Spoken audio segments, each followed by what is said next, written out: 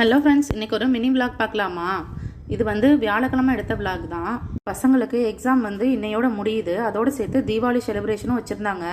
ஏன்னா இங்கே வந்து எக்ஸாமுக்கு ஒரு 11 நாள் வந்து லீவு இருக்குது. அதனால் இன்றைக்கி லாஸ்ட் டேன்னு சொல்லிட்டு தீபாவளி செலிப்ரேஷன் வச்சுருந்தாங்க. அதனால் வந்து ஸ்வீட் வந்து கொண்டு வர சொல்லியிருந்தாங்க, தீபாவளி ஸ்வீட்டு. நான் நைட்லேருந்து யோசிச்சிட்டே இருந்தேன், என்னடா செய்கிறதுன்னு சொல்லிட்டு. அப்புறமா காலையில் தான் எனக்கு திடீர்னு இந்த ஐடியா வந்தது. கேரட் இருக்குல்ல, கேரட் அல்வா செஞ்சிடலாம் அப்படின்னு சொல்லிட்டு. சிம்பிளாகவும் இருக்கும், ஈஸியாகவும் இருக்கும், சீக்கிரம் முடிச்சிடலாம் அப்படின்னு சொல்லிட்டு கேரட் அல்வாவே நான் சூஸ் பண்ணிட்டேன்.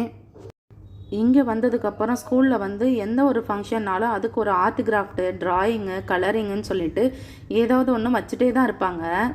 அதுக்காகவே இந்த வருஷத்துக்கு சேர்த்து ஒரு ஈவெண்ட் கேலண்டரே வந்து க்ரியேட் பண்ணி கொடுத்துருக்காங்க. அந்தந்த டேக்கு அந்தந்த திங்ஸ் கொண்டு வரணும், அந்தந்த ட்ரெஸ் போட்டு வரணும் அப்படிங்கிற மாதிரி அவங்க கொண்டு வர சொன்னாங்க. நம்மளே மறந்துட்டாலும் டெய்லி ஷெடியூலில் வந்து அனுப்பிடுவாங்க. அதுக்கேற்ற மாதிரி திங்ஸ் எல்லாம் நாங்களும் ரெடி பண்ணி வச்சுருவோம் நைட்டே. தீபாவளிங்கிறதுனால வந்து விளக்கில் வந்து டெக்கரேஷன் பண்ணுறதுக்கான திங்ஸ் தான் கொண்டு வர சொல்லியிருந்தாங்க. இந்த மாதிரி இதெல்லாம் எனக்கு புதுசாக இருந்ததுனால நான் ஒன்றையும் தேடி வாங்குறதுக்கு வந்து ரொம்பவே கஷ்டமாக இருக்கும்.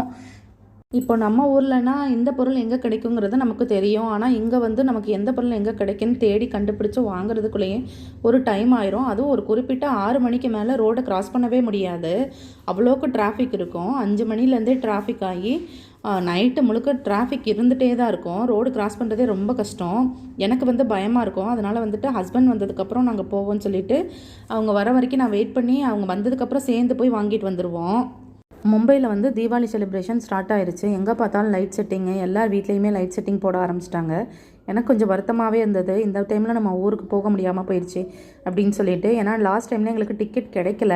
இந்த வருஷம் தீபாவளி இங்கே தான். என்ன தான் இருந்தாலும் நம்ம ஊரில் கொண்டாடினா தான் அது தீபாவளி.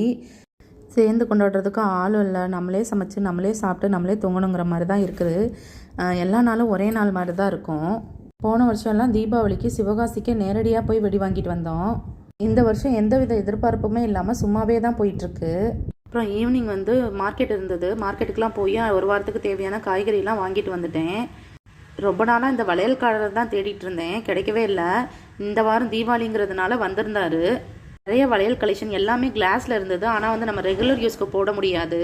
எல்லாமே அழகாக இருந்தது. ஃபங்க்ஷன் அந்த மாதிரி வெளியில் போடுறதுக்கு போடுற மாதிரி இருந்தது. நான் நார்மலான பிளைன் பேங்கிள் தான் வாங்கினேன். வளையல் எல்லாமே நல்லா இருந்துச்சு. நான் இந்த மெரூன் கலர் வளையல் வாங்கிட்டு வீட்டுக்கு கிளம்பிட்டேன். பார்க்கலாம், பாய் பாய்.